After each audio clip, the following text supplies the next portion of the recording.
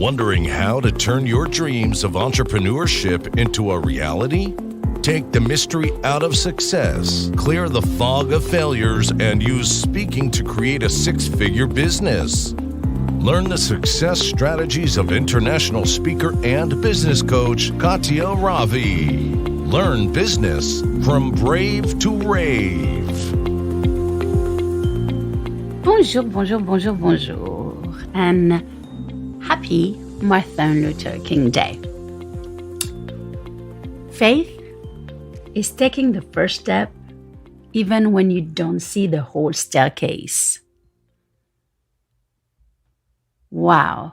How does that, whether we are spiritual in the way that most of some of us are, or whether you're not spiritual, faith, even in your business, faith is taking the next step in your business, even when you don't see the whole picture, when you don't see the whole goal. Taking the next step is really the only thing that you can do, one step at a time. So I wonder this morning, what is the first step that you can take right now in your business?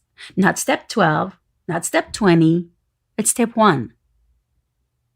What is the next thing that you can do in your business to make it successful? Guys, let me tell you, last week was an incredible week for me. And let me explain. About a year, not fully a year ago, May 2019. Well, actually, we're going to go back to May 2018. I put a goal with one of my coach then, and to achieve by May. Actually, by January 2019, which I was pretty close. But the goal was big, but wasn't too big. Now, in May 2019, I put a goal. It was so high for me. One of those goals that you make, then who's almost impossible, and you know that it's almost impossible, but you're like, well, maybe it's not that out there, or that crazy, that impossible, or but you know it is. And I am very, very, very, very proud. I pretty much, I am very, very close to reach that goal, and I still have until May to reach it. And one of those goals, I think, being on stage, I really preach this to my client. There's numerous ways then in which we can get our name, our business really out there. Of course, we have to network. We join Facebook group. We comment on niche-related social media posts. We provide value. And that way, we want to attract, both our ideal client and others in the industry. But really, in the name of the game, who you know is really almost as important as you know. So what are you doing to be known? What are you doing to reach people out there? What are you doing to get yourself on a stage? What are you doing to speak? What are you doing for people to get to know you first on a one-on-one basis? And then you can take it to media. For example, this podcast. I've been in business for a long time now. And this podcast just took place not too long ago. Why? Well, I finally gave in. I didn't want to do the podcast last year. I felt like it was a little bit too fashionable, and I didn't want to be just one more podcast. I mean, podcasting takes time. Not only to record, but it takes time to have someone who edit it. Of course, it takes resources. It takes money out of your budget, your business budget. So all of these things taking in consideration, you really need to have a following. I see so many people who are writing books or doing podcasts. They don't have any following yet. And by following, I don't mean like 30, 40 people. People need to know you. They need to know what you do. That's where they are interested. If you're not, you're just going to stop. You're going to give up. You're going to see then, oh, okay, I have only 2 followers, or I have only, 2 or 3 of this, or a book. If nobody knows you, there's so many books out there. Why would they choose yours? People have to know you. And you do this by networking and by getting people to know you first one-on-one before you go online. One of the things that happened to me this week is I was on, I guess you call it TV, on a show, live show. I don't know. Yeah, I guess it is on a live show. But I was really honored to be the guest of someone I admire and someone then I met through a library book. So every week. Every 2 weeks, sometimes when I have so many books, but every 2 weeks I go to the library. I pick books, then I have put on hold. I read so much, then I would spend so much money on books. And after a while, everything adds up. Yes, it's a lot easier for Amazon to come and deliver to my door than me going to the library, but it does cost money as well. And since I read a lot, I really try to save money that way. So I went to the library and got the book, then I put on hold. And usually I try to, I go to the aisle either of biography, autobiography, and business section. And I just kind of pick a random book. And this one I really picked random. It was blue, the cover was blue, and it was attractive, and I really loved the title. The title is what got to me. Everything you do is how you want to do everything. I actually I'm going to totally butcher her book name. The way you do anything is the way you do everything. That's it. The way you do anything is the way you do everything. And that's a title. And it really is aligned with my point of view, which is truly then high standard is really the first step to high achievement. And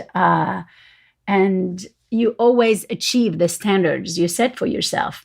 High standards are the first step to high achievement. So this is my principle. This is how I live my life. This is how I live my relationships. This is how I live my parenting. This is how I live my business. This is how I live my own standards. So the title was absolutely endearing to me. Picked up the book, read the book. In one of the chapters of the book, there is a chapter where, she said, then, she called or emailed one of the coach, and she went through this entire story. And I was like, I'm gonna do the same. So I did this. I emailed her at the only email that I knew, where to reach her. Looked her up on online, and I got a phone call back from one of her staff, and really, truly, that was the start of a beautiful relationship. Her book, let me be precise, is New York Times bestseller, number 5 on the New York Times bestseller list. She's a Inc. 500, 5,000 for 5 straight years. She is a seven-figure business coach. And she had asked me to be one of her guests on her live show yesterday. And that was so cool. So, I'm used to be on stage. I'm used to have an audience. I'm used to even talk on the on the podcast like I am doing here, and being on camera, knowing that there is many people watching, not just listening, watching you, you draw an energy from that who's absolutely incomparable. I loved it. Adrenaline was going through the roof. And being on this live show in a recording studio, it was amazing to feed up the energy, not only of the show, but of this amazing woman, and really being on camera. When you don't see the audience in front of you, but you know they are on the other side of the camera, it is very, very thrilling. So I was there. I was chosen at the desk at the guest of Susan Evans, and she's my coach. I am one of her clients, and she had asked me to come and demonstrate how we can get results. And I was really, really proud to be there, because as much as I celebrate my own victories, I don't think sometimes I see how the world really looks at me. And that was a big eye-opening. The way she introduced me, the way she asked me to, tell people what am I doing to do everything as excellence, all the time on a daily basis. How do I go for it? How do I have the energy? Why do I put? And really my answer, and I'm going to share with you guys what was really my answer. It's I do feel like as business owners, we want a bunch of little things. We get bored. And we see someone doing something online, so we want to do the same. We see someone doing something on social media, so we want to do the same. We see a new website site. So we see someone who did rebranding, and we're like, oh my gosh, I need to rebrand, and that's going to work. Guys, at the beginning, it is boring. One-on-one.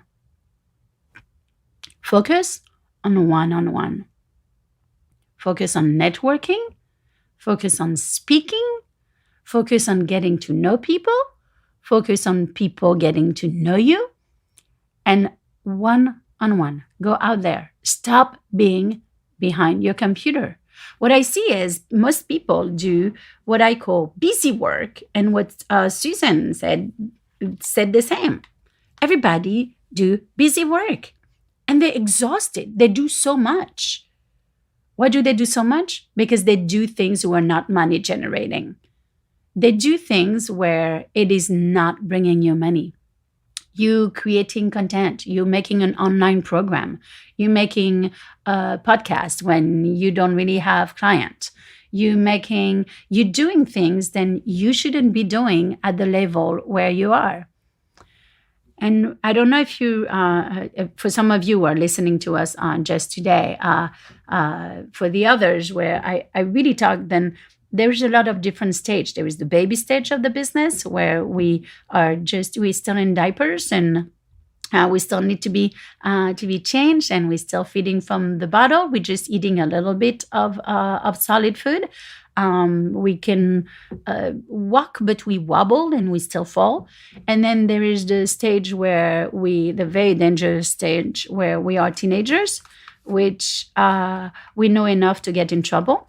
And then there is, where we are adult and we are wise and we know what needs to happen, and we have a sense of what is next. We have a sense of what's making money is like, and all of that good stuff. And I think a lot of people, when they're babies, they want to be adult. And they do so many things all the time.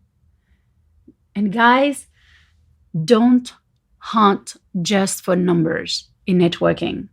You have to hunt for connection. In networking, quality totally totally beats quantity in a heartbeat. You have to take the time then when you're the baby to find your niche and stick with it. You're trying to do too much way too soon. You dabbing on so many different things, then you don't even have to do your own trade. And this is it. Business owners are amazing at their trade. They just don't know how to run a business. Now, you may know how to run a business in one section, in one industry, but suddenly you're going to change industry and you're like, oh, well, it's going to be the same. I'm going to be the same. I was successful in this. I'm going to launch that. And you are there, the teenager, where you're just dangerous enough, then you're going to make a mistake. There's a formula in business. And basically one of the step that I say, it's the formula is very simple. The formula is so simple, then you should be able to apply it to every single business.